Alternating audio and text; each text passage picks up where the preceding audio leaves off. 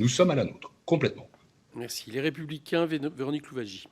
Merci, messieurs les présidents. Alors effectivement, alors qu'en règle générale, le Haut Conseil des finances publiques et la Cour des comptes disposent toujours d'un ton policé de forme très arrondie, de prudence quant au choix des mots, et c'est tout à votre honneur. En tout cas, ce budget de l'État 2023, c'est un moment de vérité à charge pour le gouvernement. Vous l'avez rappelé, Monsieur le Président, alors que la Cour des comptes avait relevé le risque que 2023 soit une année blanche, finalement c'est une année grise, voire noire. Et vous indiquez à la fois sur le fond et la forme un certain nombre de correctifs qui devraient intervenir. Par exemple, vous évoquez le changement de méthode critiquable concernant la présentation des dépenses fiscales liées à la TVA qui vient amoindrir de manière artificielle leur montant dans le PLF 2024. Vous évoquez également la situation des reports de crédit qui nuisent à la maîtrise de la dépense. J'ai plusieurs questions. Une première question, en page 40 de votre rapport, vous indiquez la réactivation du pacte début 2024 qui expose de nouveau la France aux procédures prévues en cas de non-respect des règles européennes. Est-ce que vous pouvez nous faire un rappel de ces impacts ? En page 105, vous évoquez que la direction du budget n'a pu communiquer le tendanciel de la dépense pour 2023, faute de disposer d'une formalisation entre la direction du budget de ses interlocuteurs ministériels. Est-ce que vous avez pu obtenir pour 2024 un tel tendanciel qui pourra vous être fourni ? En page 112, vous évoquez un risque de dépassement qui existait en septembre 2023 de 23 milliards d'euros, alors que le décret d'annulation de la même date a été simplement de 5 milliards d'euros.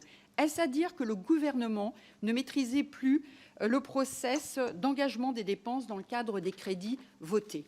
Et enfin, sur le programme de stabilité, j'ai 3 questions. Est-ce que le niveau de la dette à 112% de PIB a abouti à un montant proche de 3 600 milliards d'euros en 2027 ? C'est le calcul que j'ai fait.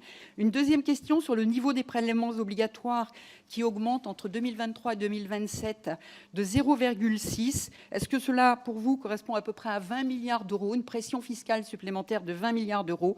Et une dernière question qui concerne l'approche et les hypothèses de recettes d'impôt sur les sociétés qui avaient été vues avec beaucoup d'optimisme à la fin 2023. Est-ce que ceci aura une incidence sur 2024, étant entendu que le gouvernement a retenu les mêmes hypothèses ? Merci. Monsieur le Président. Merci, Madame la députée. Non, je ne pense pas que nous ayons changé de ton. Nous essayons d'être toujours précis, courtois, mais de dire les choses avec fermeté. Et c'est ce que nous disons. Ce qui change, à la limite, ce sont les circonstances. Et le fait est qu'une exécution plus foncée que prévue en 2023 et sur 2024, un nouveau décalage dans la réduction du déficit ne demande pas de conséquences et nous place dans une situation extraordinairement compliquée.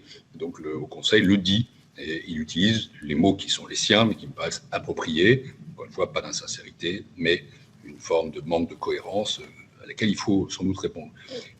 Pour le reste, je n'ai pas, comme ça, ici, à New York, tout à fait les chiffrages. Je n'ai aucune raison de mettre en doute ce que vous dites. Il est vraisemblable que les ordres de grandeur que vous donnez sont ceux qui seraient en effet effectués. Sur les conséquences européennes, ça, c'est pas à moi de vous répondre, peut-être M. Cazenave le fera-t-il. En tout cas, ce que je sais, c'est qu'il existe une procédure qui est à la main de la Commission. J'ai eu à le faire quand j'étais moi-même commissaire européen en charge de ce sujet, qui est la procédure pour déficit excessif. La Commission, une fois que les règles sont rebranchées, pourra décider de mettre en œuvre tel ou tel pays en fonction des déficits excessifs, avec des conséquences qui est que, à ce moment-là, un pays est tenu de faire un ajustement structurel de 0,5 points de PIB.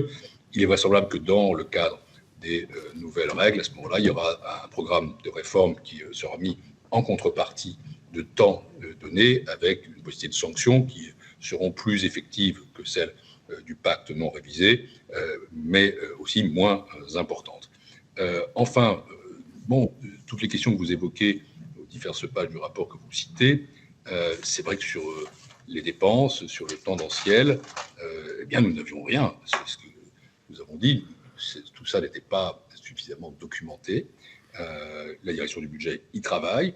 D'ailleurs, dans son avis sur le programme de stabilité, le Haut Conseil souligne que ce n'est pas documenté, mais ça n'est pas non plus anormal. Nous avons auditionné la direction du budget.